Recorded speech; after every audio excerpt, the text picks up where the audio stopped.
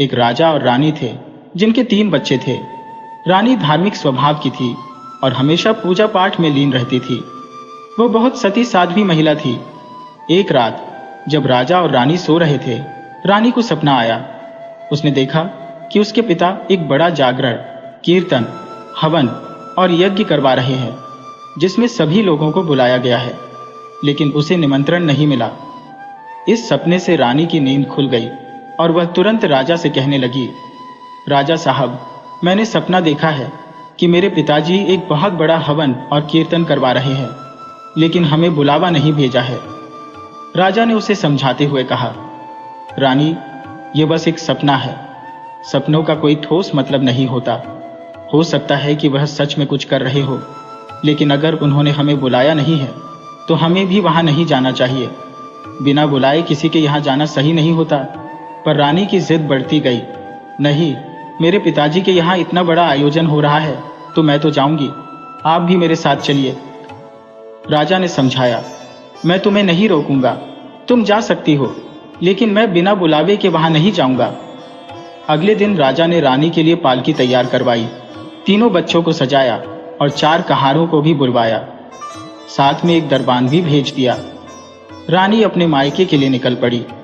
वे काफी दूर चल चुके थे, क्योंकि उस समय के रास्ते पैदल और कठिन थे। चलते चलते वे घने जंगल में पहुंच गए और शाम ढलने लगी। अंधेरा बढ़ने पर कहारों ने रानी से कहा, रानी साहिबा, हम बहुत थक चुके हैं और रात भी हो रही है, क्या हम यहीं विश्राम कर सकते हैं? रानी ने कहा, ठीक है, हम यहीं रुक जाएंगे। अब सब वहीं पर रुक गए। दरबान घोड़े पर आगे आगे चल रहा था, जबकि कहार पालकी लेकर पीछे चल रहे थे। रानी ने कहा, यही रात बिताएंगे। रानी, जो बहुत धार्मिक और सिद्ध महिला थी, माँ दुर्गा की बड़ी भक्त थी। वह हमेशा माँ दुर्गा से प्रार्थना करती थी और उनकी हर इच्छा पूरी होती थी। रानी ने माँ दुर्गा से प्रार्थना की, हे माँ, कृपा करके यहाँ 3 छोटे छोटे कमरे बना दो। एक कमरे में मैं और मेरे बच्चे रहेंगे, दूसरे में दरबान और तीसरे में कहार। माँ दुर्गा की कृपा से तुरंत 3 कमरे प्रकट हो गए। फिर रानी ने एक तालाब की प्रार्थना की ताकि वे पानी का काम भी कर सके। माँ की कृपा से एक छोटा तालाब भी बन गया। अब उन्होंने खाना बनाया, खाया और सोने चले गए। रात के समय दरबान की नीयत बदल गई। उसने सोचा, रानी को अपनी रानी बना लूंगा और दरबान और कहारों को मार दूंगा। उसके पास तलवार थी और वह रानी के कमरे के दरवाजे पर जाकर खटखटाने लगा। रानी ने पूछा, कौन है? दरबान ने कहा, रानी साहिबा, मैं दरबान हूं, दरवाजा खोलिए। दरबान की बेहूदगी और नीचता देखकर रानी का क्रोध 7वें आसमान पर पहुंच गया। उसने गुस्से में कहा, तुम्हारी ये जुर्रत, मुझसे इस तरह की बातें करने की हिम्मत कैसे हुई? लेकिन दरबान, जिसकी नीयत पहले से खराब थी, सोचा कि रानी एक औरत है, डर जाएगी और वह अपनी मनमानी कर लेगा। उसने ठान लिया कि अगर रानी उसकी बात नहीं मानेगी तो वह उसे और बच्चों को मारकर सबको यह कह देगा कि जंगल में कोई हिंसक जानवर उन्हें खा गया। रानी ने फिर साफ शब्दों में कहा, दरवाजा नहीं खुलेगा, तुम अपने कमरे में लौट जाओ, वरना राजा साहब से कहकर तुम्हें कड़ी सजा दिलवाऊंगी। लेकिन दरबान, जो अपनी नीचता पर उतारू था, जिद पर अड्डा रहा। अब वह धमकी देने लगा, रानी साहिबा, दरवाजा खोलो, नहीं तो मैं इसे तोड़ दूंगा।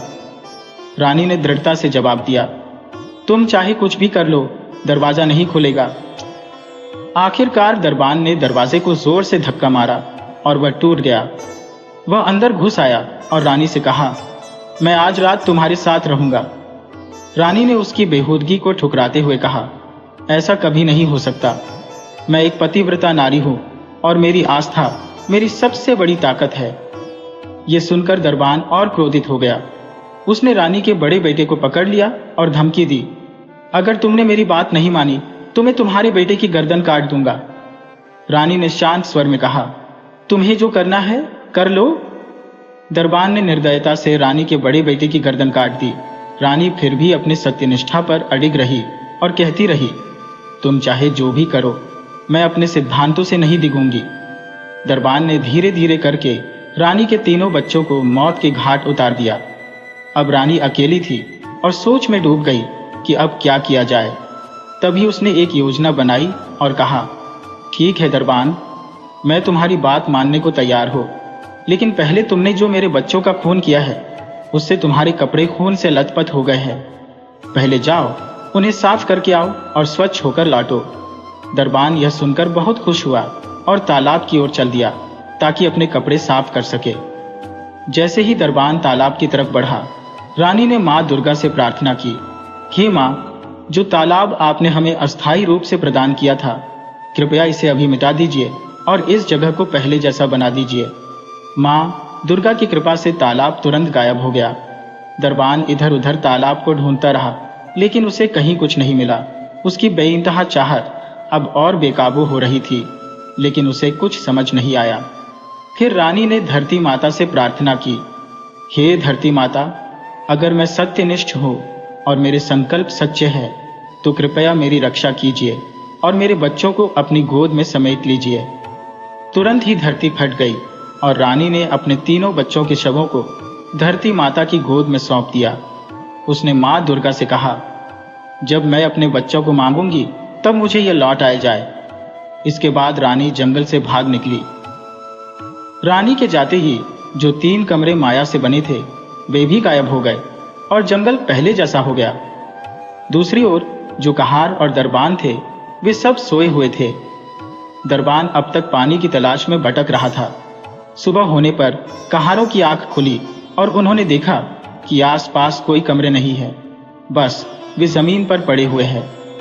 उन्होंने जब दरबान को देखा तो उसके कपड़े खून से सने हुए थे। उन्होंने उससे पूछा, रानी साहिबा और बच्चे कहाँ हैं?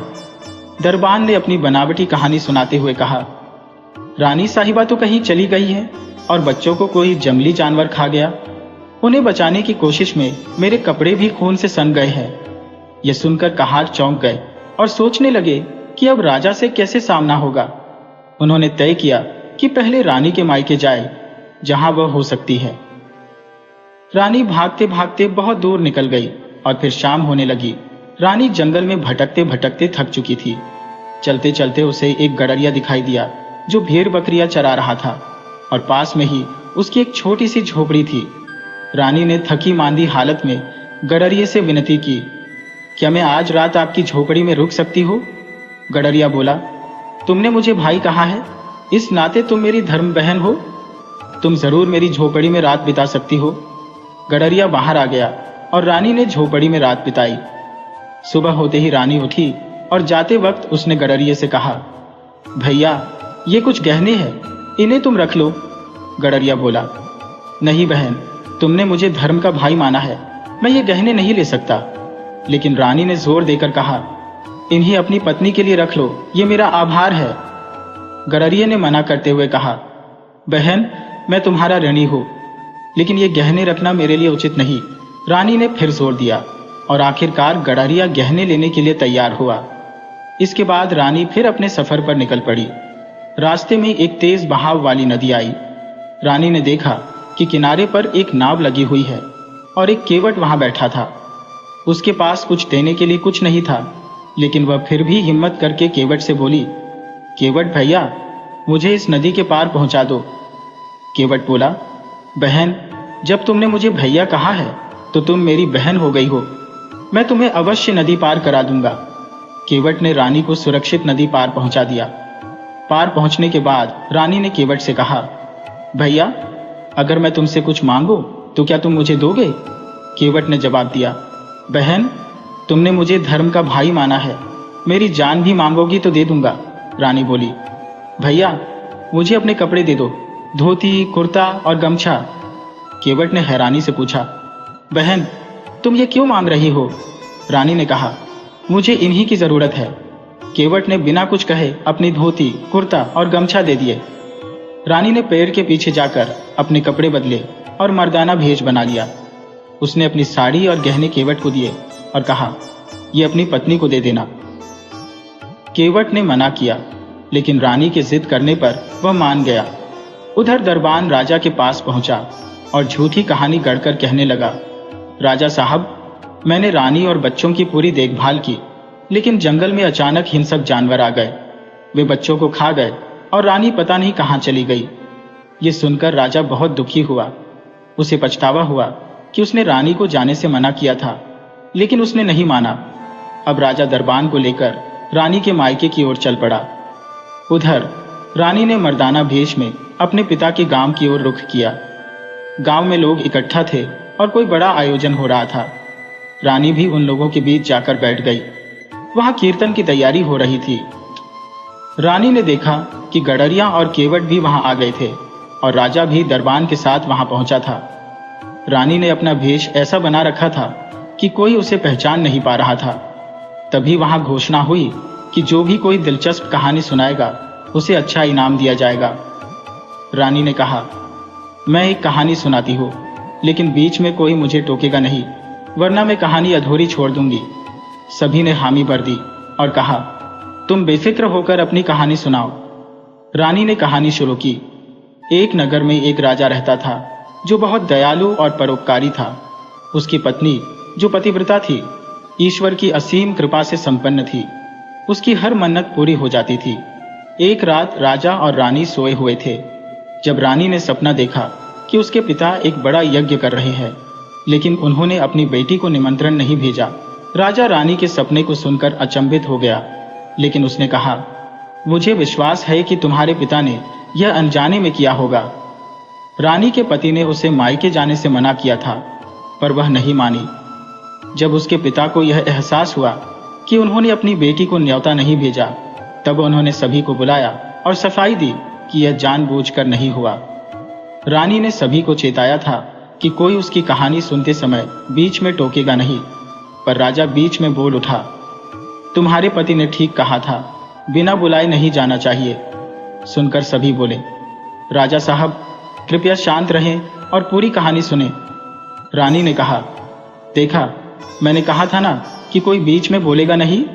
राजा चुप हो गया और रानी ने अपनी कहानी फिर से शुरू की।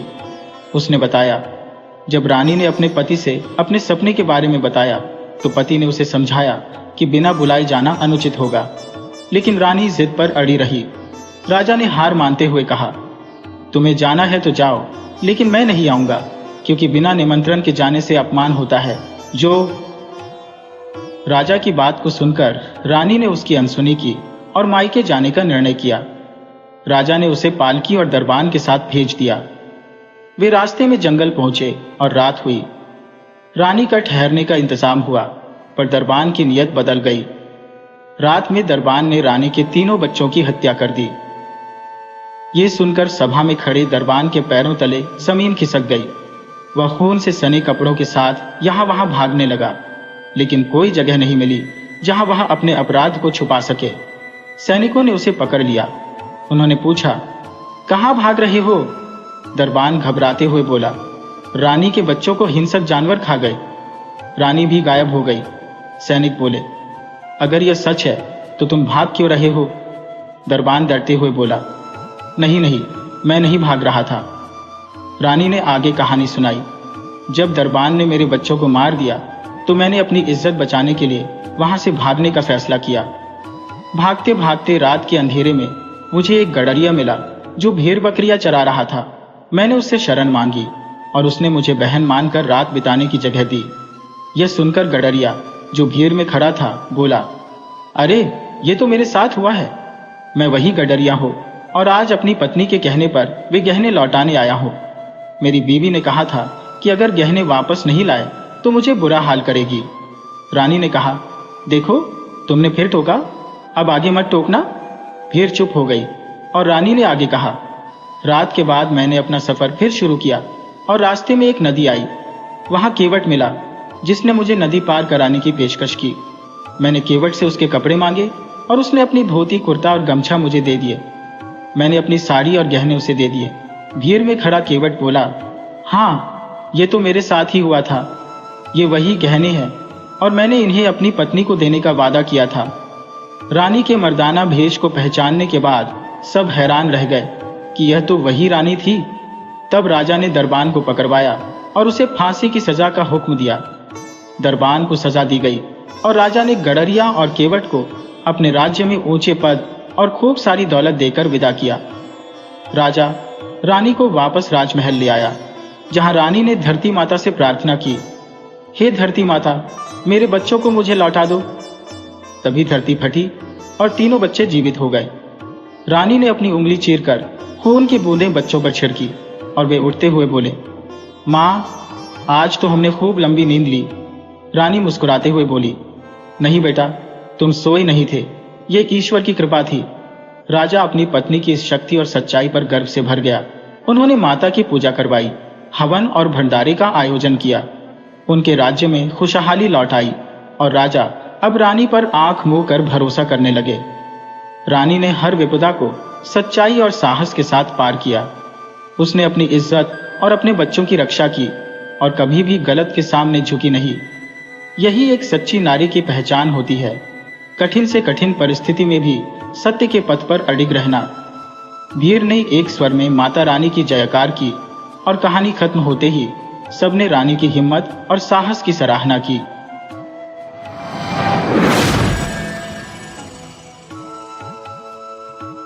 एक नगर में एक अत्यंत समृद्ध सेठ निवास करता था, जिसके परिवार में उसकी पत्नी और 2 बेटे थे। उनका जीवन सुख और संपन्नता से परिपूर्ण था। सेठ को भौतिक सुख सुविधाओं की कोई कमी नहीं थी, परंतु उसके मन में एक गहरी चिंता थी। उसका छोटा बेटा दृष्टिहीन था, कुछ देख पाने में असमर्थ।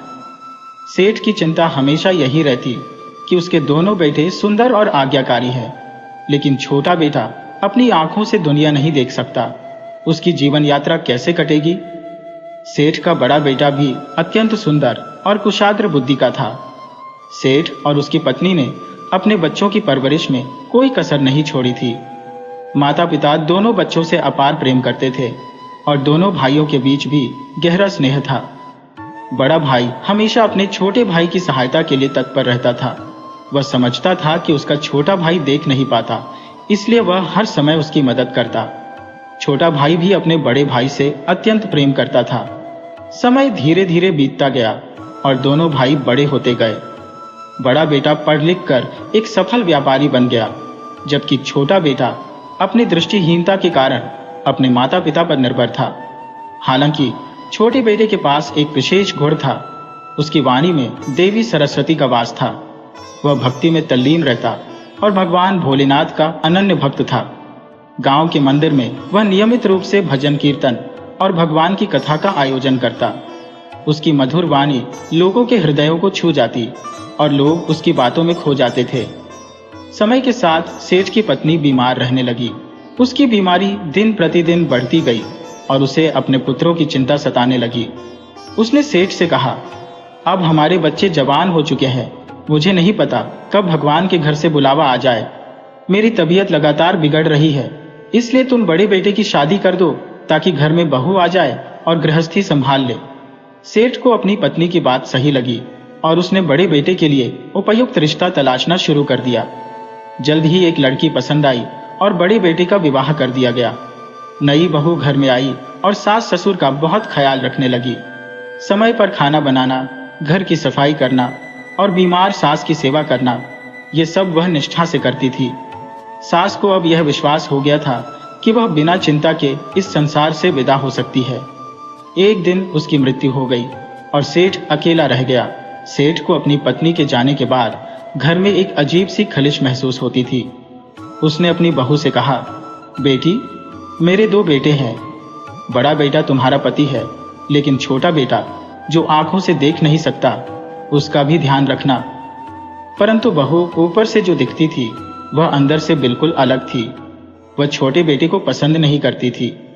उसके मन में यह भावना थी कि उसकी ससुराल में उसे अपने देवर की दृष्टिहीनता के कारण शर्मिंदगी का सामना करना पड़ता है।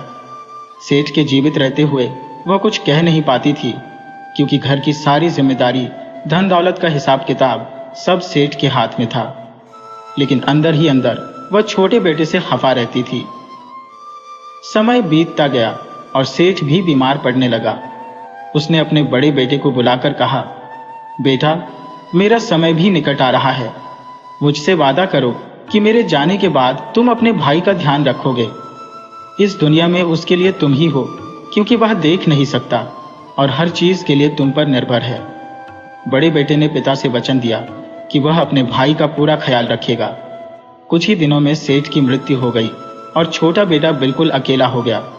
परंतु बड़ा भाई उसे बहुत प्रेम करता था, उसकी हर जरूरत का ख्याल रखता और अपनी पत्नी से भी कहता था कि भाई के लिए सब कुछ ध्यान से करना।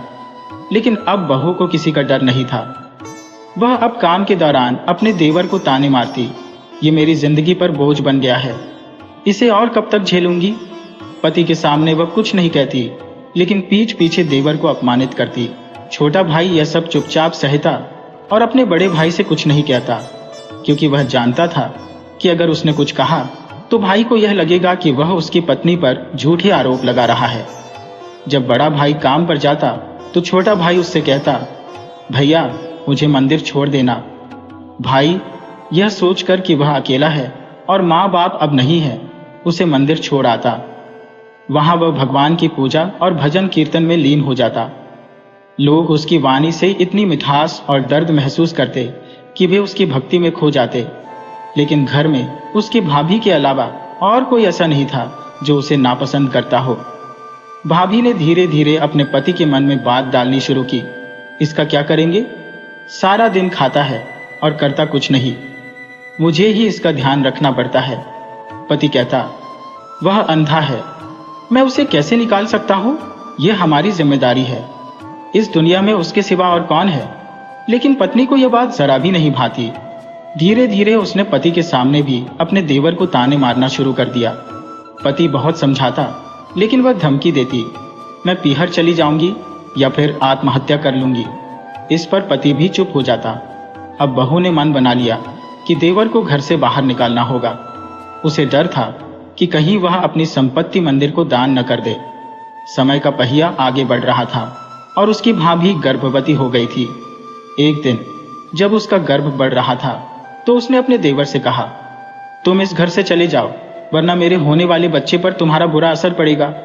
अगर बच्चा भी अंधा हो गया तो मैं समाज में कैसे मुंह दिखाऊंगी, मेरी पूरी जिंदगी बर्बाद हो जाएगी। उसकी यह बात छोटे भाई के दिल में गहरे तक धंस गई। जब बड़ा भाई घर आया और उसने अपनी पत्नी की यह बात सुनी तो वह बहुत नाराज हुआ। उसने पत्नी को डांटते हुए कहा, तुम यह सब मेरे भाई से कैसे कह सकती हो। पत्नी धमकाते हुए बोली, अगर तुमने मेरी बात नहीं मानी तो मैं कुएं में कूदकर जान दे दूंगी और अपने बच्चे की भी हत्या कर दूंगी। यह सुनकर उसका अंधा देवर बोला, भाभी मुझे कहीं जाने की जरूरत नहीं है, मैं खुद ही घर छोड़ दूंगा, आप शांत रहे, मैं ही घर में बोझ हूं। छोटे भाई ने बड़े भाई से कहा, भैया तुम मुझे मंदिर पर छोड़ दो, वहीं मैं रह लूंगा। भाभी यह सुनकर फिर ताने मारने लगी, मंदिर पर जाकर हमारी इज्जत मिट्टी में मिलानी है, गांव के लोग क्या कहेंगे कि हम उसे घर में नहीं रख पाए। छोटे भाई ने बड़े भाई से आग्रह किया, भैया मुझे गांव से दूर जंगल में छोड़ आओ, वहां मैं एक कुटिया में रहूंगा। यह सुनकर बड़े भाई का दिल भर आया। वह अपने भाई से लिपट कर रो पड़ा और कहा, मैंने बाबूजी से वादा किया था कि तुम्हारा ध्यान रखूंगा, तुम्हें कैसे छोड़ दूं, तुम्हारे बिना मेरा कौन है। छोटे भाई ने समझाया, भैया अगर मेरी वजह से घर में झगड़े हो रहे हैं तो मैं जंगल में रह लूंगा। मंदिर में भीड़ बढ़ती जा रही है और मैं चाहता हूं कि तुम्हारी शांति बनी रहे। जब तुम्हारा दिल चाहे मुझसे मिलने आ जाना। आखिरकार बड़े भाई ने छोटे भाई की बात मान ली। वह उसे जंगल में एक सुनसान जगह ले गया, जहां उसने एक कुटिया बनाई और पास ही एक मंदिर भी बनवा दिया। पानी के लिए एक कुआं खुदवाया और उसकी सारी जरूरतें पूरी करने का इंतजाम किया। खाने का प्रबंध भी किया, जो हर रोज घर से भेजा जाता था। अब छोटे भाई का समय जंगल में कटने लगा। वह जंगल में अपने भजन कीर्तन और आरती में लीन रहता था। धीरे धीरे उसकी भक्ति और भजनों में इतनी मिठास और दर्द बढ़ने लगे कि खुद भगवान शिव और माता पार्वती भी मानव रूप में उसकी कथा सुनने आने लगे। उसके पास हमेशा लोग जुटे रहते और उसकी भक्ति में लीन हो जाते। एक दिन जब नौकर खाना लेकर आया तो उसने देखा कि छोटे भाई के पास भक्तों की भीड़ लगी है और वह भजन गा रहा है। नौकर ने बड़े भाई से कहा, भैया आपका छोटा भाई तो बहुत खुश है, उसे हर वक्त लोग घेर कर रखते हैं और उसकी आरती सुनने लोग दूर दूर से आते हैं, उसे तो समय का पता भी नहीं चलता। भाई की खुशहाली देखकर उसे दिलासा मिला कि उसका छोटा भाई जंगल में भी प्रसन्न है। लेकिन उसकी छोटी भाभी जो अंधी देवर की भाभी थी, उससे यह बर्दाश्त नहीं हुआ। उसे यह बात बहुत खलने लगी कि उसका देवर जंगल में भी आराम से रह रहा है। वह तो यह चाहती थी कि अगर देवर जंगल में गया तो कोई जंगली जानवर उसे मारकर खा जाएगा और उसके जीवन की सबसे बड़ी रुकावट हट जाएगी। लेकिन उसका षड्यंत्र उल्टा पड़ गया और देवर का जीवन जंगल में और भी सुखमय हो गया। अब भाभी ने फिर से अपना दिमाग चलाया। एक दिन उसने अपने पति से कहा, मुझे भी देव जी से मिलने का बहुत मन कर रहा है। कई दिन हो गए हैं मैंने देवर जी से मुलाकात नहीं की। मैं जाकर उनसे मिलूंगी। यह सुनकर उसका पति बहुत खुश हो गया।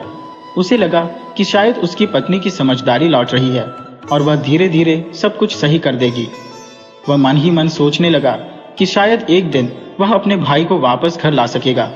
इसलिए उसने खुशी से कहा, जाओ मिलाओ। भाभी ने कहा, आज मैं अपने हाथों से उनके लिए स्वादिष्ट पकवान बनाकर ले जाऊंगी। उसने देवर की पसंद के अनुसार सारी चीजें तैयार की। पति को पता नहीं था कि उसकी पत्नी के मन में क्या चाल चल रही है। भाभी के मन में एक घातक योजना थी। वह उन पकवानों में जहर मिला रही थी ताकि देवर वही खाकर मर जाए। वह जब जंगल पहुंची तो देखा कि देवर के पास कुछ लोग बैठे हुए हैं। भाभी को यह देख जलन महसूस हुई, लेकिन उसने अपने चेहरे पर कोई भाव नहीं आने दिया। वह मुस्कुराकर बोली, देवर जी, आज मैं तुम्हारे लिए अपने हाथों से खाना बनाकर लाई हूं। बहुत दिनों से तुमसे मिल नहीं पाई थी, इसलिए सोचा कि आज मिल ही आऊं। यह सुनकर देवर बहुत खुश हुआ। उसने अपनी भाभी के पैर छुए और पास में बैठ गया। भाभी ने ममता से कहा, आज मैं तुम्हें अपने हाथों से खाना खिलाऊंगी। उसने सोचा कि अगर उसने खाना रख दिया और देवर ने नहीं खाया तो उसका षड्यंत्र विफल हो जाएगा। इसलिए उसने जिद की कि वह खुद अपने हाथों से उसे खाना खिलाएगी। देवर अपनी भावनाओं में बह गया। उसने सोचा, भाभी तो मां समान होती है, और उसने उनके हाथ से खाना शुरू कर दिया। लेकिन खाने से पहले देवर ने कहा, भाभी, पहले मुझे भोलेनाथ का भोग लगाना है। मैं बिना भोग लगाए अन्न का एक दाना भी नहीं खा सकता। उसने पकवान में से थोड़ा हिस्सा भोलेनाथ को अर्पित कर दिया। शिवजी, जिन्हें नीलकंठ के नाम से जाना जाता है, विष को अपने गले में समाहित कर लेते हैं। उन्होंने वह विषयुक्त भोजन ग्रहण कर लिया और देवर ने बचे हुए भोजन को खुशी खुशी खा लिया। भाभी ने मन ही मन सोचा कि अब कुछ ही देर में देवर की मौत हो जाएगी और यह खबर जल्द ही घर पहुंच जाएगी। वह कुटिल मुस्कान के साथ वहां से लौट गई। जब वह घर पहुंची तो बहुत संतुष्ट लग रही थी। उसका पति जब घर आया तो उसकी खुशी देखकर पूछा, आज इतनी खुश क्यों लग रही हो? भाभी बोली, मैं आज अपने देवर से मिलकर आई हूं और उसे अपने हाथों से खाना खिलाया है। पति को उसकी इस बात पर कोई शक नहीं हुआ, क्योंकि वह नहीं जानता था कि उसकी पत्नी किस घातक योजना के साथ लौटी है। उस अंधी देवर के साथ कुछ नहीं हुआ, क्योंकि वह तो महादेव का परम भक्त था। भगवान शिव अपने भक्तों के हर कष्ट को स्वयं ही ग्रहण कर लेते हैं। यही उसके साथ भी हुआ। उधर उसकी भाभी बेसब्री से इंतजार कर रही थी कि जब नौकर खाना देने जाएगा तो वह यह खबर लाएगा कि देवर की मृत्यु हो चुकी है। लेकिन जब नौकर लौटा तो उसने बताया कि जंगल में भजन कीर्तन चल रहा था और वहां पहले से भी अधिक लोग जुटे थे। ये सुनकर नौकर भी कथा सुनने बैठ गया और जब घर लौटा तो वह बहुत प्रसन्न था। उसने बताया, बहुत सुंदर कथा हो रही थी, बड़े लोग बैठे थे और भैया खुद भजन सुना रहे थे। ये सुनते ही भाभी हैरान रह गई। क्या, वो खुद भजन सुना रहे थे? पति ने भी आश्चर्य से पूछा, क्यों? इसमें हैरानी की क्या बात है? वह तो हर दिन यही करता है, भगवान की भक्ति में लीन रहता है, उसे तो कुछ नहीं हो सकता। भाभी चुप रह गई। मन में सोचने लगी कि शायद उसने जहर की मात्रा कम मिलाई होगी, तभी उसका असर नहीं हुआ।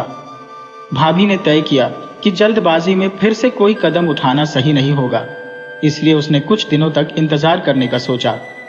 उसने सोचा, अगर मैं जल्दी से दोबारा वहां गई तो कहीं ऐसा ना हो कि मेरे पति उसे जंगल से घर ले आए और फिर उसे यहां रहने के लिए कहे। यह तो मेरे लिए और भी समस्या खड़ी कर देगा। वह अपने अगले षड्यंत्र की तैयारी करने लगी और इस बीच उसका प्रसव का समय भी आ गया। कुछ ही समय में उसने एक सुंदर पुत्र को जन्म दिया। बेटे के जन्म से वह अत्यंत प्रसन्न हो गई और पूरी तरह से उसकी देखभाल में व्यस्त हो गई। धीरे धीरे 6 महीने बीत गए, लेकिन एक बार फिर उसे अपने अंधी देवर से जलन होने लगी। उसे यह डर सताने लगा कि कहीं देवर अपनी संपत्ति में हिस्सा न मान ले। उसने सोचा, अगर ऐसा हुआ तो आधी संपत्ति मुझे छोड़नी पड़ेगी। इस विचार से उसकी जलन और बढ़ गई और उसने देवर को रास्ते से हटाने की ठान ली। इस बार उसने अपने पति से कहा, जब से बेटा हुआ है मैं देवर जी से मिलने नहीं गई हूं। आज मेरा मन है कि मैं उनसे मिलकर आऊं। पति ने सहर्ष अनुमति दे दी। जाओ, मिल आओ। भाभी ने कहा, मैं खाली हाथ नहीं जाऊंगी। आज मैं उनके लिए दूध की खीर बनाकर ले जाऊंगी, जिसमें खूब सारे मेवे डालूंगी। पति ने खुशी से हामी भर दी। उसे लगा कि अब उसकी पत्नी के मन में देवर के लिए स्नेह जाग उठा है। वह मन ही मन सोचने लगा, अब बेटा हो गया है तो शायद वह अपने भाई की कद्र करने लगी है। हो सकता है कि मैं अपने भाई को जंगल से निकालकर घर ले आऊं। लेकिन पति को यह नहीं पता था कि उसकी पत्नी के मन में क्या योजना चल रही है। उसने खीर बनाई, पति को चखाई और फिर पति के जाने के बाद उसमें भारी मात्रा में जहर मिला दिया। महादेव तो सब देख रहे थे कि उसकी योजना क्या है। खीर में जहर मिलाने के बाद वह जंगल की ओर चल पड़ी। जंगल में पहुंचते ही उसने अपने अंधे देवर से कहा, देवर जी, जब से तुम्हारा भतीजा आया है मैं आपसे मिलने नहीं आ पाई। आज मैं तुम्हारे लिए खीर लेकर आई हूं। देवर खुश हो गया और भतीजे के बारे में पूछने लगा, मेरा भतीजा कैसा है, किस पर गया है, रंग रूप कैसा है। देवर भतीजे की बातों में मग्न हो गया। उसकी भाभी से मिलने की खुशी उसके चेहरे पर साफ झलक रही थी। फिर भाभी ने कहा, आज तुम्हारे लिए मैंने अपने हाथों से खीर बनाई है। देवर ने पहले की तरह भगवान शिव का भोग लगाया और फिर खीर खाने बैठ गया। भगवान शिव और माता पार्वती यह देखकर अत्यंत विस्मित थे कि किस प्रकार एक निर्दयी स्त्री अपने देवर को मारने के षड्यंत्र में लिप्त है, जबकि वह देवर उसे अपनी मां के समान मानता है। तभी महादेव और पार्वती ने एक ब्राह्मण और ब्राह्मणी का रूप धारण किया और वहां प्रकट हो गए। जैसे ही उसने अपने अंधे देवर को जहरीली खीर खिलाने का प्रयास किया, वे ब्राह्मण स्त्री के वेश में वहां आए और बोले, सेठानी जी, आपका बच्चा जोर जोर से रो रहा है। लगता है उसे कुछ हो गया है। आपके घर पर लोगों की भीड़ जमा है, आप तुरंत वहां चलिए। यह सुनते ही वह स्त्री, जिसने अभी तक अपने देवर को खीर नहीं खिलाई थी, घबराकर कटोरा वहीं फेंककर उल्टे पांव घर की ओर भाग खड़ी हुई। जब वह घर पहुंची तो उसने देखा कि सचमुच वहां भीड़ इकट्ठी थी। वह दौड़कर अपने बच्चे के पास गई और देखा कि बच्चा निःशब्द पड़ा है। उसके मुंह से झाग निकल रहे थे और उसका शरीर नीला पड़ चुका था। यह देखकर वह फूट फूट कर रोने लगी। ये मेरे बच्चे को क्या हो गया? अभी थोड़ी देर पहले तो इसे सही सलामत छोड़कर आई थी, अब अचानक इसे क्या हो गया? उसी समय उसका पति भी घर आ पहुंचा और चिंतित स्वर में पूछा, हमारे बच्चे को क्या हो गया? किसी को कुछ समझ में नहीं आ रहा था। तभी वह स्त्री गुस्से में आकर अपने अंधे देवर को कोसने लगी। यह सब उस अंधी की वजह से हुआ है। अगर मैं उसे खाना देने न जाती तो मेरा बच्चा भूख से तड़प कर न मरा होता, लेकिन तुम तो यही चाहते हो। उसके पति ने उसे शांत करते हुए कहा, इसमें मेरे भाई का क्या दोष है?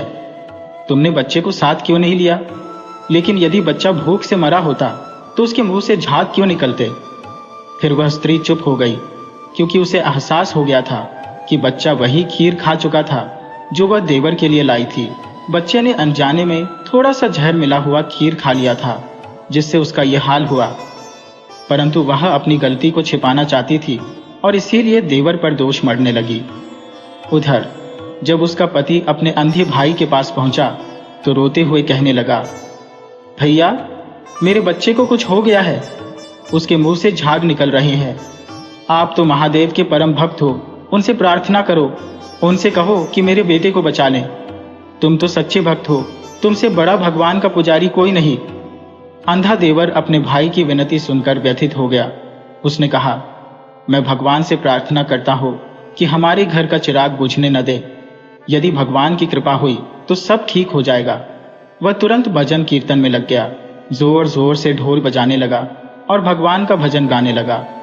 उसने इतने जोर से गाया कि उसका गला दर्द से भर आया, लेकिन वह रुका नहीं। ढोल बजाते बजाते उसके हाथों से खून तक निकल आया, पर उसकी भक्ति में कोई कमी नहीं आई। उसका यह समर्पण देखकर भगवान शिव साक्षात वहां प्रकट हुए और बोले, पुत्र, तुम्हारी भक्ति ने हमें बहुत प्रसन्न किया है।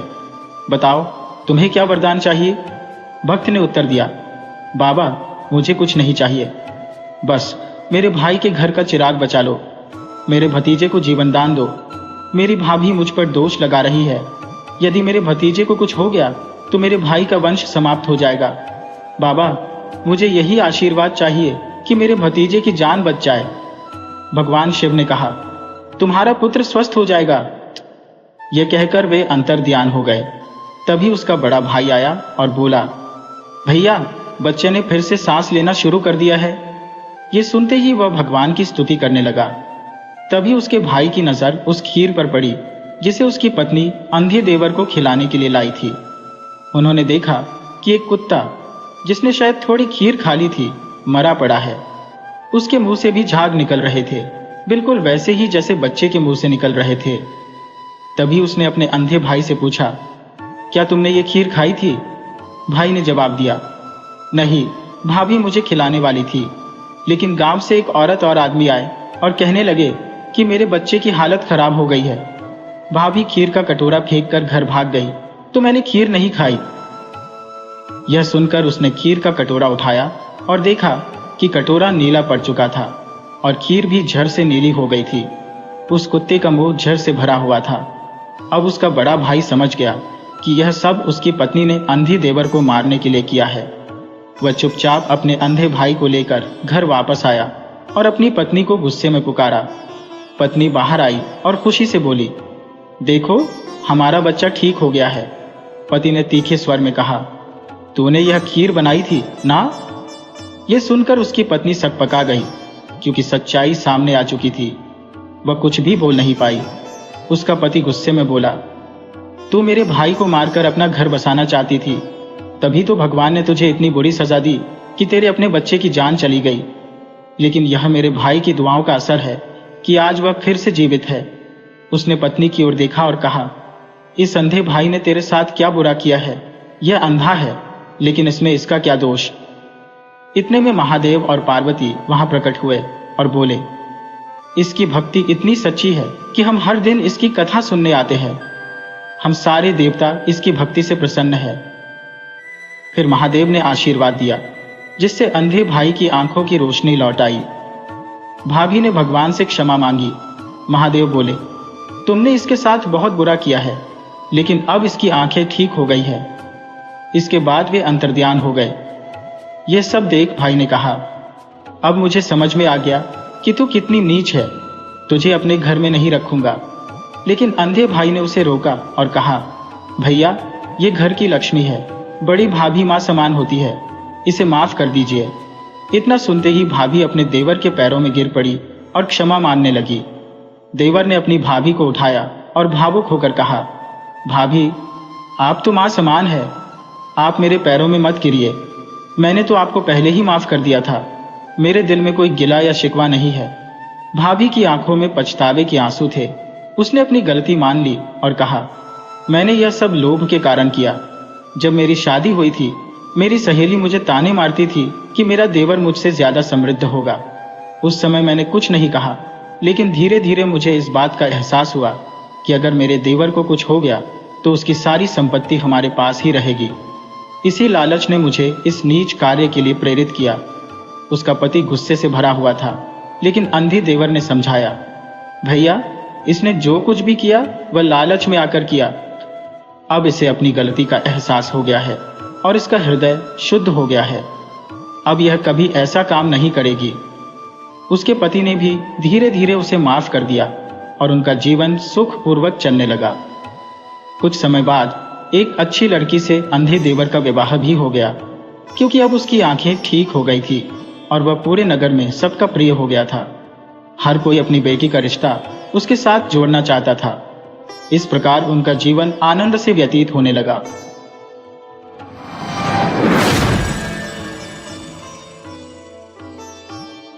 एक छोटे से गांव में मंगू नामक एक गरीब किसान रहता था, जिसके पास थोड़ी सी जमीन और एक गाय थी।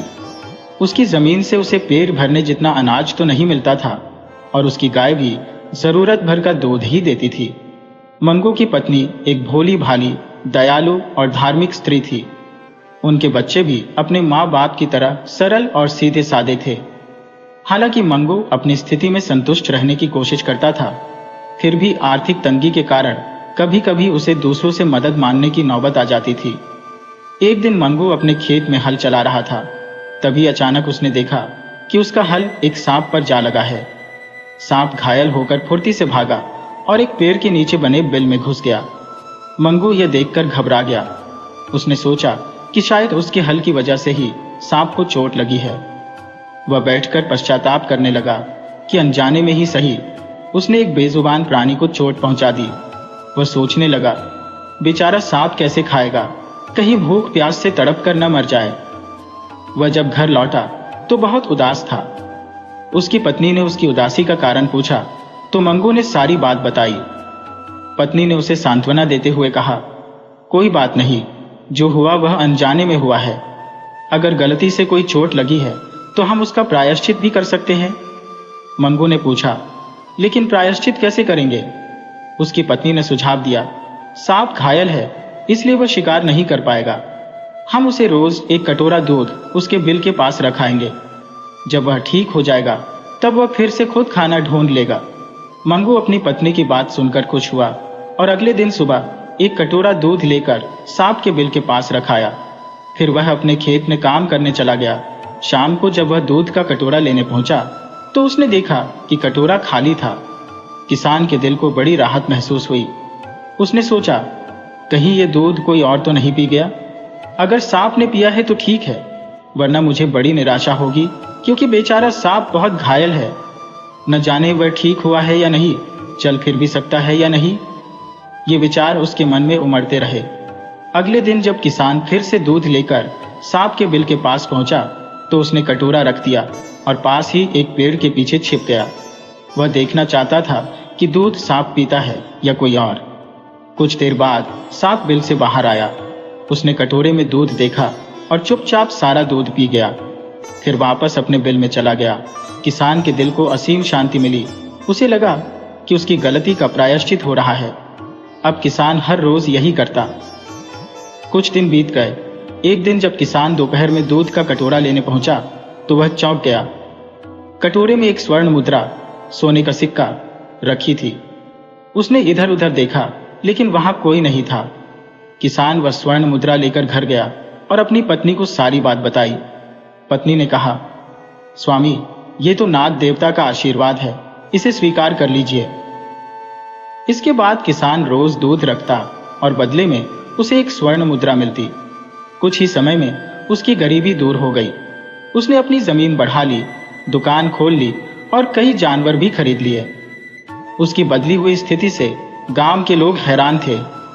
कोई समझ नहीं पा रहा था कि एक गरीब किसान की किस्मत अचानक कैसे बदल गई। एक दिन किसान की ससुराल में शादी थी और सबको निमंत्रण मिला था।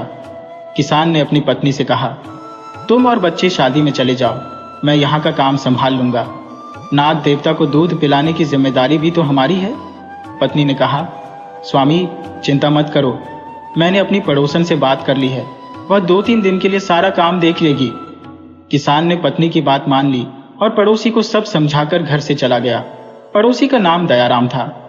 किसान द्वारा बताए अनुसार दयाराम और उसकी पत्नी ने किसान के घर के काम संभाल लिए।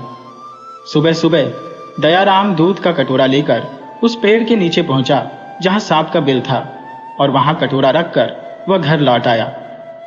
शाम को जब वह कटोरा लेने गया तो उसकी आंखें आश्चर्य से फैल गईं। कटोरे में एक स्वर्ण मुद्रा रखी थी। दयाराम तुरंत समझ गया कि किसान की बदलती किस्मत का राज क्या है। लालच उसके मन में घर कर गया। उसने घर आकर अपनी पत्नी को यह बात बताई। दोनों ने मिलकर यह ठान लिया कि वे यह देखेंगे कि यह स्वर्ण मुद्रा आखिर आती कहां से है। अगले दिन सुबह सुबह दोनों सांप के बिल के पास गए, वहां दूध रखा और छिपकर देखने लगे। सांप थोड़ी देर में अपने बिल से बाहर निकला और उसने कटोरे का दूध पी लिया। कुछ समय बाद सांप फिर से बिल के अंदर चला गया और वापसी में एक स्वर्ण मुद्रा, सोने का सिक्का, कटोरे में डालकर फिर से अपने बिल में चला गया। ये देखकर दयाराम के मन में लालच का जर भर गया। उसने अपनी पत्नी से कहा, किसान कुछ ही दिनों में वापस आ जाएगा, फिर यह सोने की मुद्रा हमें नहीं मिलेगी।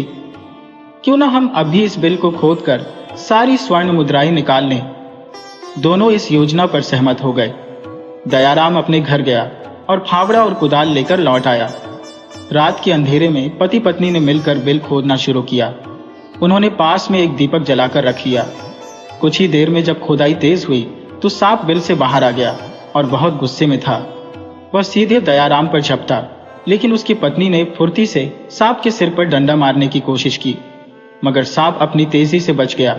सांप की फुंकार सुनते ही उसके साथी नाग और नागिन, जो पास की झाड़ियों में छिपे हुए थे, बाहर निकल आए। उन्होंने मिलकर दयाराम को डस लिया। मिनटों में ही दयाराम की हालत बिगड़ गई और उसके मुंह से झाग निकलने लगा। उसकी पत्नी यह सब देखकर डर गई और तेजी से गांव की ओर भागी। उसने गांव वालों को बुलाया, लेकिन जब तक मदद पहुंची, दयाराम की मृत्यु हो चुकी थी। दयाराम की पत्नी अब मंगू किसान को दोष देने लगी। वह चीख चीख कर कहने लगी, मंगू किसान की वजह से ही मेरे पति की जान गई है। उसी की भलाई का यह नतीजा निकला है कि हमारा घर उजड़ गया। उसने जानबूझकर हमें धोखा दिया। हमें तो पता ही नहीं था कि उस बिल में सांप रहता है। मंगू ने हमें सिर्फ यह कहा था कि कटोरे में दूध रख दिया करो। उसकी चालाकी ने मेरे पति की जान ले ली। गांव के लोग भी मंगू किसान को बुरा भला कहने लगे। लोग आसपास के सपेरों को बुलाकर लाए, लेकिन कोई भी दयाराम को बचा नहीं सका। उसी समय मंगू किसान शादी से लौटकर आया।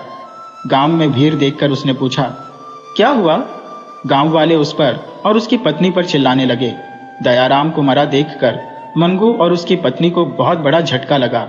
वे कभी सोच भी नहीं सकते थे कि उनकी भलाई का ऐसा अंजाम होगा। मंगू को अपनी गलती पर गहरा पछतावा हुआ। उसने एक दूध से भरा कटोरा, धूप, दीप और फूल लेकर नाग देवता के बिल के पास जाकर प्रार्थना शुरू की। हे नाग देवता, मुझ पर लगे इस कलंक को दूर कीजिए। आप तो जानते हैं कि यह गलती अनजाने में हुई थी। हम दोनों अपनी गलती मानते हैं और उसका प्रायश्चित करने के लिए तैयार है। जो भी आप कहेंगे हम वैसा ही करेंगे, पर हमारे सिर से यह कलंक हटा लीजिए। गांव वाले हमें दोषी मान रहे हैं और सोच रहे हैं कि दयाराम की मौत हमारी वजह से हुई है। हम इस कलंक के साथ नहीं जी सकते। मंगू और उसकी पत्नी दोनों बहुत सीधे सादे लोग थे। वे किसी तरह की चालाकी से दूर थे, लेकिन दयाराम की पत्नी बहुत चालाक और कपटी थी। फिर भी मंगू किसान लगातार नाग देवता से क्षमा मांगता रहा। जब मंगू किसान और उसकी पत्नी की भावुक पुकार नाग देवता तक पहुंची, तो नाग देवता ने अपने भक्तों की ऐसी दयनीय हालत देखकर उन पर दया की। नागराज अपने पूरे परिवार के साथ बिल से बाहर आ गया। उसी समय सपेरे भी आ गए और बीन बजाने लगे ताकि नागराज को खुश कर सके। नागराज ने अपनी दिव्य शक्तियों से दयाराम के मृत शरीर में प्रवेश किया। सपेरे भी उनकी पूजा अर्चना में जुट गए और नागराज ने उन्हें प्रसन्न होकर सबके सवालों के जवाब देना शुरू किया। नागराज ने गांव वालों को पूरी सच्चाई बताई कि दयाराम ने लालच के चलते उनके बिल को खोदने की कोशिश की और जान लेने की कोशिश की। इसी कारण मजबूर होकर नागों ने दयाराम को डस लिया। उन्होंने साफ कहा कि इस घटना में मंगू किसान की कोई गलती नहीं थी। सारा दोष तो दयाराम और उसकी पत्नी का था, जिन्होंने अपने लालच में आकर यह अनर्थ किया। मंगू किसान हाथ जोड़कर नागराज के सामने घुटनों के बल बैठ गया और विनती करने लगा, हे नागराज, मैं आपसे क्षमा चाहता हूँ। इन लोगों की गलती के लिए माफी मांगता हूँ। कृपा करके इन्हें जीवन दान दे। अगर आप इन्हें माफ करेंगे तो मैं आपके सम्मान में एक मंदिर बनवाऊंगा और सारी उम्र आपकी पूजा अर्चना करूंगा। गांव वाले, जो अब सच्चाई जान चुके थे, मंगू की बातों का समर्थन करने लगे और दयाराम की जान की भीख मांगने लगे। सबकी प्रार्थना से नागराज का गुस्सा शांत हो गया। उन्होंने अपनी शक्तियों से दयाराम के शरीर से जहर खींच लिया और देखते ही देखते दयाराम फिर से जीवित हो गया। जब दयाराम ने सामने नागराज और उनके परिवार को देखा तो वह शर्म से गड़ गया। उसकी पत्नी भी लज्जित हो गई, यह सोचते हुए कि वह कैसे मंगू किसान पर झूठा इल्जाम लगा रही थी। दयाराम और उसकी पत्नी ने सबके सामने नागराज से माफी मांगी। नागराज ने मंगू किसान के आग्रह पर उन्हें माफ कर दिया। दयाराम की पत्नी ने नागराज से वचन लिया कि अब से वह और उसका पति उस मंदिर की देखभाल और साफ सफाई की जिम्मेदारी लेंगे। ताकि वे अपनी गलतियों का प्रायश्चित कर सकें। गांव के लोग खुशी से नाग देवता के जयकारे लगाने लगे। नागराज ने गांव को आशीर्वाद देकर विदा ली। फिर गांव वालों और मंगू किसान ने मिलकर गांव में नागराज का एक भव्य मंदिर बनवाया। मंदिर बनने के बाद रोज लोग वहां पूजा करने आने लगे। हर साल नाग पंचमी के दिन वहां विशाल मेला लगने लगा और उस गांव की खुशहाली चारों ओर फैल गई। लोग दूर दूर से नाग देवता का आशीर्वाद लेने के लिए आने लगे।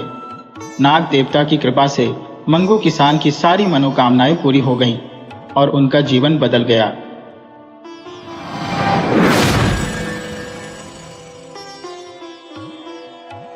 एक छोटे से गांव में एक बुढ़ा और एक बुढ़िया निवास करते थे। दोनों की धार्मिक प्रवृत्ति अत्यंत प्रगाढ़ थी, परंतु उनके जीवन में एक गहरी कमी थी, उनकी संतान का अभाव। उम्र के साथ साथ उनकी चिंताएं भी बढ़ती जा रही थी। बुढ़िया, जो कि पूजा पाठ में संलग्न रहती थी, अपनी मनोकामनाओं के लिए ईश्वर से प्रार्थना करती थी। जब उनकी वृद्धावस्था में माता की कृपा से कुछ हर्षित क्षण आए तो बुढ़ा अपनी पत्नी की हर ख्वाहिश को पूरा करने का प्रयास करता था। बुढ़िया का एक दिन मन बैर खाने का हुआ। गर्मियों की तपिश में बुढ़ा सोचने लगा, क्या इस मौसम में बैर कहीं मिल पाएगा? लेकिन पत्नी की इच्छा पूरी करने के लिए वह जंगल में बैर की तलाश में निकल पड़ा। काफी समय भटकने के बाद वह एक तालाब के किनारे पहुंचा, जहां एक बैर की झाड़ी खड़ी थी। जैसे ही उसने कुछ बेर तोड़ने का प्रयास किया, अचानक तालाब के किनारे से एक विशाल मगरमच्छ प्रकट हुआ। मगरमच्छ ने अपनी भीषण सांसों से बूढ़े को अपनी ओर खींच लिया। जब वह मगरमच्छ के मुंह में समा गया तो मगरमच्छ ने कहा, आज तुम्हारी किस्मत खत्म हो गई। बूढ़ा बचाव के लिए विनती करने लगा, मेरी पत्नी गर्भवती है और हमारी उम्र के साथ हमें संतान सुख की आवश्यकता है, कृपया मुझे मत खाओ। मगरमच्छ ने कहा, ठीक है, मैं तुम्हें छोड़ सकता हूं।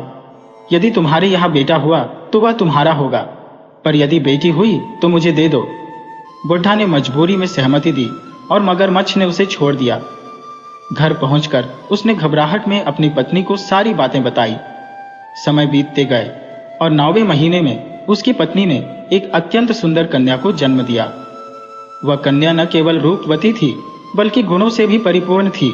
कन्या बड़ी होने लगी और बुढ़ा अपनी बेटी के भविष्य के बारे में चिंता करने लगा। उसे यह सोचकर भयभीत होना पड़ा कि कैसे वह मगरमच्छ को अपनी बेटी दे पाएगा, परंतु उसे लगा कि मगरमच्छ तो तालाब में ही रहता है, उसे क्या पता चलेगा कि उसकी बेटी हुई है या बेटा। इस सोच के चलते बुढ़ा अपनी बेटी को बड़े प्यार से पालने लगा। उसकी बेटी सभी को मोहित कर देती थी, वह इतनी आकर्षक थी। एक दिन जब बुढ़ा खेत में कार्यरत था, अचानक बाढ़ आ गई। बाढ़ के पानी के साथ मगरमच्छ ने उसके खेत में प्रवेश किया और बुढ़े को पकड़ लिया। उसने कहा, तुमने मुझसे धोखा किया है, तुमने मुझे यह नहीं बताया कि तुम्हारी बेटी हुई है या बेटा। बुढ़ा अत्यंत घबराया हुआ बोला, मेरी बेटी हुई है, मुझे मत मारो। मगरमच्छ ने कहा, 14 साल बीत गए हैं, तुमने मुझे कभी नहीं बताया। बुढ़ा अपनी बेटी के प्रति गहरी भावनाओं के साथ बोला, वह हमारे बुढ़ापे की एकमात्र संजीवनी है। मगरमच्छ ने जवाब दिया, मैं इस सब में रुचि नहीं रखता। बुढ़ा ने सोचा कि अगर वह मगरमच्छ को संतुष्ट कर सके तो वह उसे छोड़ सकता है। बुढ़ा ने कहा, ठीक है, मैं तुम्हें अपनी बेटी के बारे में बताऊंगा, लेकिन कृपया मुझे अभी मत मारो। कल मैं अपनी बेटी को लेकर आऊंगा। इस प्रकार बुढ़ा अपने परिवार की सुरक्षा के लिए एक नई योजना बनाने लगा। अगले दिन उसने अपनी बेटी को समझाया कि उसे एक महत्वपूर्ण कार्य के लिए जंगल में जाना है।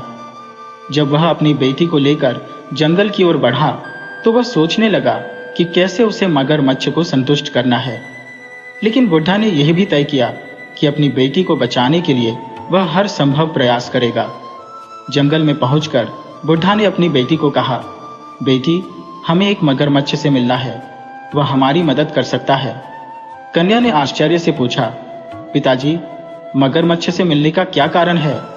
बुढ़ा ने उत्तर दिया, मगरमच्छ के पास कुछ रहस्यमय शक्तियां हैं, हमें उसकी मदद की आवश्यकता है।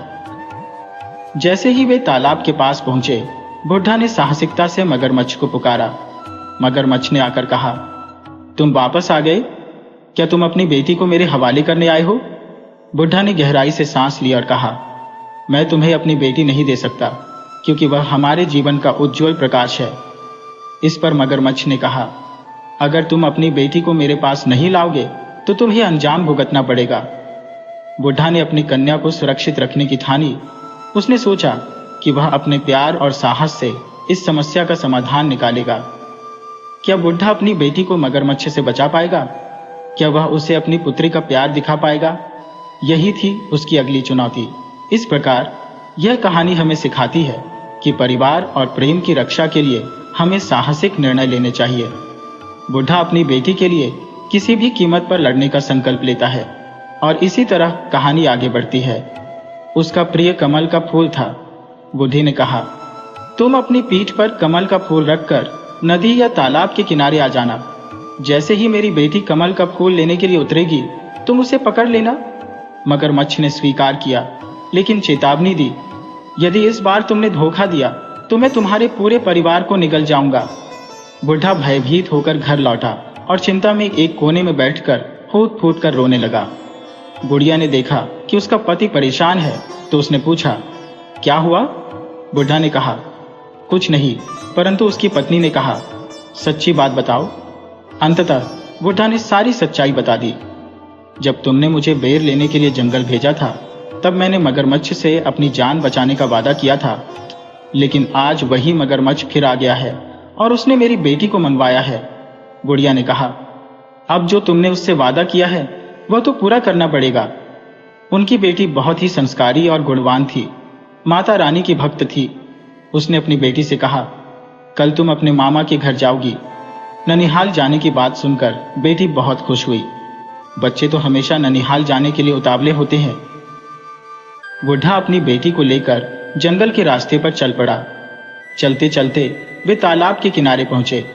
बुढ़ा बोला, बेटी तुम यहाँ बैठो, मैं तुम्हारे लिए कुछ खाने पीने का इंतजाम करता हूँ। लेकिन उस समय लड़की को भूख प्यास लगने लगी। उसने अपने पिता को कहा, मैं यहाँ बैठकर तुम्हारा इंतजार करूंगी। जैसे ही वह बैठी, उसने देखा कि तालाब में एक सुंदर कमल का फूल खिला है। उसके मन में आया, इस कमल का फूल तो बहुत प्यारा है। वह पानी में घुटने तक गई और देखा कि कमल का फूल धीरे धीरे पीछे हट रहा है। उसने जोर से चिल्लाते हुए कहा, बाबा, कमल का फूल पीछे जा रहा है। लेकिन उसके बाबा को सुनने वाला कोई नहीं था। फूल के पीछे हटने पर वह और आगे बढ़ी, फिर चिल्लाई, कमल का फूल, पानी गर्दन तक आ रहा है। उसने जितना चिल्लाया, उसका बाप उसे सुनने नहीं आया। अब उसे समझ आ गया कि उसके बाबा उसे छोड़कर जा चुके हैं। तभी तालाब से मगरमच्छ निकला। उस खूबसूरत कन्या को देखकर वह घबरा गई। मगरमच्छ ने उसे अपने जबड़े में भर लिया और तालाब के दूसरी पार एक गुफा में ले जाकर डाल दिया। मगरमच्छ ने उसे खाने का मन त्याग दिया, क्योंकि वह बहुत सुंदर थी। अब मगरमच्छ जो तालाब में रहता था, उसके पास जो भी व्यक्ति आता वह उन्हें खा जाता। जो कुछ भी उनके पास गहने या कपड़े होते वह सब गुफा में डाल देता। धीरे धीरे लोग उस जगह आना बंद कर दिए, क्योंकि उन्हें पता चला था कि वहां एक आदमखोर मगरमच्छ रहता है। समय बीतता गया और कन्या गुफा में पड़ी रही। मगरमच्छ जिन लोगों को खाता, उनके खाने पीने की चीजें वह कन्या के लिए लाता। साथ ही जो पैसे और गहने होते वह सब भी गुफा में डाल देता। कन्या अपने भाग्य को दोष देती, सोचती, मेरे माता पिता ने मुझे मौत के मुंह में क्यों झोंका। उसने माता रानी से प्रार्थना की, हे माता, मुझे इस स्थिति से निकालो। वो रोज अपने माता पिता को याद करती और यह सोचती कि क्या उनके दिल में उसके लिए कोई प्यार नहीं था। उसकी आंखों में आंसू थे, लेकिन उसने हिम्मत नहीं हारी। एक दिन गुफा में रहते हुए उसने निर्णय लिया कि वह अपने भाग्य के खिलाफ लड़ाई लड़ेगी। उसने सोचा कि अगर वो अपने माता पिता से संपर्क कर सके तो शायद वे उसकी मदद करेंगे। उसने अपने आसपास के वातावरण को ध्यान से देखा। उसने यह महसूस किया कि गुफा में बहुत सारे चमकीले पत्थर और खजाना पड़ा हुआ था, जो मगरमच्छ ने खाए गए लोगों से लूट लिया था। कन्या ने अपनी योजना बनाई। उसने सोचा कि वह अपने माता पिता के लिए एक संकेत छोड़ सकती है। उसने एक सुंदर कमल का फूल तोड़ा और उसे गुफा के बाहर रख दिया। उसने सोचा, अगर मेरे माता पिता मुझे खोजने आएंगे तो उन्हें यह फूल देखकर मुझे ढूंढने में मदद मिलेगी। उसने अपनी हिम्मत बढ़ाई और फूल को बाहर रख दिया। अब उसे उम्मीद थी कि शायद कोई न कोई उसे ढूंढेगा और उसकी सहायता करेगा। दिन बीतते गए और वह उम्मीद करती रही। क्या उसके माता पिता उसकी मदद के लिए आएंगे? क्या वह अपनी स्वतंत्रता प्राप्त कर पाएगी? यही थी उसकी अगली चुनौती। इस प्रकार कहानी हमें सिखाती है कि विपरीत परिस्थितियों में भी हमें अपने संघर्ष को नहीं छोड़ना चाहिए। कन्या ने हिम्मत नहीं हारी, बल्कि उसने अपने भाग्य को बदलने की ठानी। यही उसकी साहसिकता का प्रतीक है। हे माता रानी, कोई ऐसा उपाय बताओ जिससे मैं इस खतरनाक स्थान से बाहर निकल सकूं। धीरे धीरे तालाब के किनारे न तो कोई मानव नजर आ रहा था, न ही जानवर। दरअसल मगरमच्छ ने सभी को अपना निवाला बना लिया था, जिससे लोग उस क्षेत्र में आने से कतराने लगे थे। कई दिनों से कोई भी वहां नहीं आया। मगरमच्छ जो गुफा में बैठा था, उसने देखा कि लड़की मोटी ताजी है। उसे देखकर उसकी आंखों में ललक आ गई। उसने सोचा, आज तो मैं इसे ही खा जाऊंगा। लेकिन लड़की बहुत डरी हुई थी, क्योंकि समय बीत रहा था और मगरमच्छ के दांतों में थोड़ा खराबी आ गई थी। मगरमच्छ ने कहा, आज मैं तुम्हें खा जाऊंगा और अपनी भूख को शांत कर दूंगा, क्योंकि मैं कई दिनों से भूखा हूं। तुम्हें मैंने इसी दिन के लिए बचा रखा था, लेकिन पहले मैं अपने दांतों को धार लगवाने जाता हूं। जैसे ही मगरमच्छ अपने दांतों को धार देने के लिए बाहर गया, लड़की ने साहस जुटाया। उसने वहां पर इकट्ठा की गई सभी धन दौलत, गहने, जेवर और अन्य वस्तुएं इकट्ठा की। उसने कुछ मिट्टी और कीचड़ अपने चेहरे पर लपेट लिया ताकि वह छिप सके। फिर उसने माता रानी का नाम लेकर वहां से भागने का साहस किया। गुफा छोड़कर जंगल की ओर भागते हुए अचानक उसे एक शेर की दहाड़ सुनाई दी। यह सुनकर वह बहुत घबरा गई और सोचने लगी, आसमान से गिरी तो खजूर पर आ टपकी। वह मगरमच्छ से तो बच गई, लेकिन अब शेर से कैसे बचेगी? जब उसने शेर को अपनी ओर ललचाई नजरों से आते हुए देखा, तो वह एक बड़े पीपल के पेड़ से चिपक गई और प्रार्थना करने लगी, हे भगवान, हे माता रानी, अगर कोई है तो यह पेड़ तुरंत फट जाए और मैं इसमें समा जाऊं। अचानक पेड़ फट गया और वह लड़की उसके तने के अंदर चली गई। यह सब एक अद्भुत चमत्कार था और वह उस पेड़ के अंदर रहने लगी। समय बीतने लगा। अब एक दिन उस राज्य का राजकुमार शिकार करने के लिए उसी जंगल में आया। धूप की तीव्रता से थककर उसने उसी पेड़ की छाया में आराम करने का निश्चय किया। उसने सोचा, चलो बैठकर दातुन कर लो। जैसे ही उसने नीम के पेड़ की डाली तोड़ने की कोशिश की, उस पेड़ से आवाज आई, धीरे धीरे तोड़ना, कहीं मेरी आंख या नाक न टूट जाए। राजकुमार ने यह सुरीली आवाज सुनी और सोचने लगा, इस पेड़ से कौन बोल रहा है। जब उसने फिर से डाली तोड़ी तो फिर वही आवाज आई, धीरे धीरे तोड़ना, कहीं मेरे हाथ न टूट जाए। राजकुमार ने यह आवाज सुनकर अपने राजमहल लौटने का फैसला किया। सारी रात वह यही सोचता रहा कि उस पेड़ से इतनी सुरीली आवाज कैसे आ रही थी। वह निश्चय कर चुका था कि उसे उस पेड़ से शादी करनी है।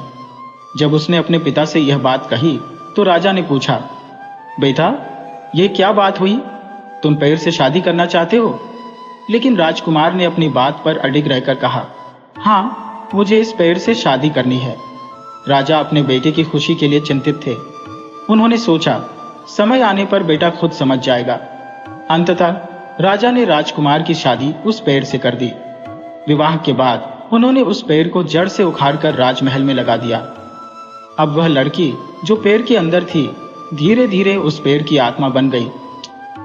जब राजकुमार ने अपनी पत्नी के रूप में उस पेड़ को देखा तो उसे यकीन हुआ कि वह सच में एक अद्भुत पत्नी है। जैसे ही समय बीतता गया, राजकुमार और वह पेड़ एक दूसरे के प्रति गहरे प्रेम में बंध गए। राजकुमार ने अपनी पत्नी के साथ हर पल बिताने का निर्णय लिया और जंगल की सुंदरता को समझने लगा।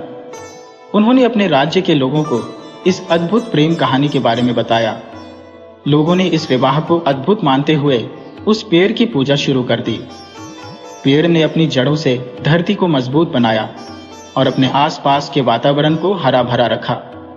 धीरे धीरे वह पेड़ न केवल राजमहल का हिस्सा बना, बल्कि राज्य की समृद्धि का प्रतीक भी बन गया। इस प्रकार यह कहानी हमें यह सिखाती है कि प्रेम की शक्ति और साहस से हम कठिनाइयों को पार कर सकते हैं। प्यार का सच्चा अर्थ केवल भौतिक रूप में नहीं, बल्कि आत्मिक और प्राकृतिक रूप में भी होता है। और इसलिए हर प्राणी में एक अनोखी कहानी होती है जिसे हमें समझने और सराहने की आवश्यकता है। एक समय की बात है, एक राजा का बहुत सुंदर और विशाल बगीचा था। उस बगीचे में एक विशेष पेड़ लगाया गया था और वही पेड़ अब एक कहानी का हिस्सा बनने जा रहा था। राजकुमार की शादी उस पेड़ के साथ हो गई थी। ये सुनने में अजीब लगता है, लेकिन ऐसा ही हुआ। राजकुमार अब शांत और खुशहाल जीवन व्यतीत करने लगा। लेकिन एक रात उसने कुछ ऐसा देखा जिसने उसकी पूरी दुनिया बदल दी। रात के अंधेरे में उस पेड़ से एक सुंदर लड़की निकलती और महल के अंदर जाती। वहां वह सारे काम करती, महल की सफाई, खाना बनाना और अन्य घर के काम। जैसे ही वह अपने काम समाप्त करती, वह फिर से उसी पेड़ के अंदर समा जाती। यह घटना रोज होती और राजकुमार इसे ध्यान से देखने लगा। वह जानना चाहता था कि यह लड़की कौन है और क्यों छिपकर काम करती है। वह लड़की वास्तव में एक राजकुमारी थी जिसका नाम ज्योति था। उसका दिल भरा हुआ था दर्द और कड़वाहट से।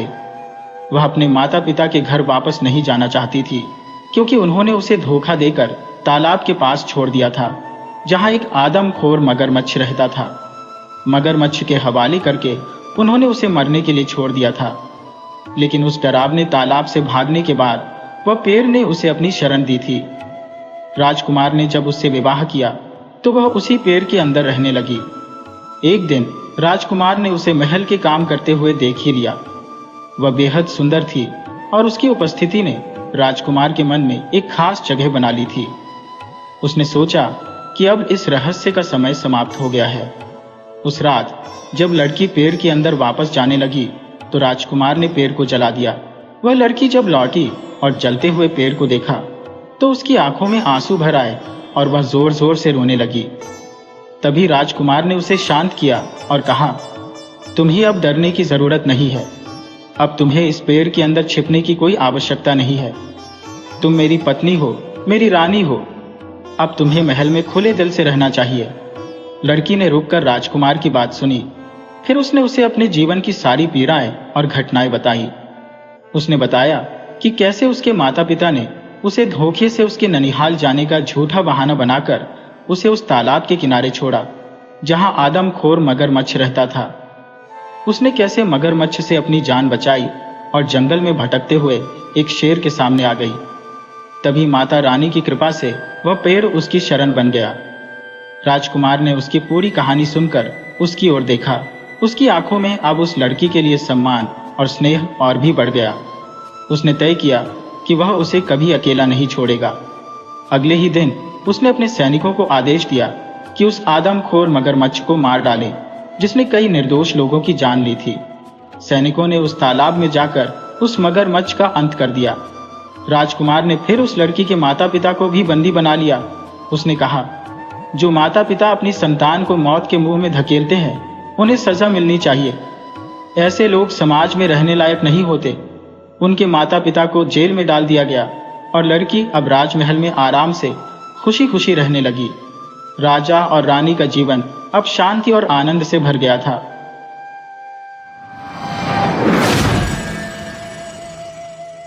वीडियो अच्छी लगे हो तो इसे लाइक करें और ऐसी ही मज़ेदार कहानियों के लिए चैनल को सब्सक्राइब करें और बेल आइकन दबाएं। ज़्यादा से ज़्यादा अपने दोस्तों को शेयर करें। धन्यवाद।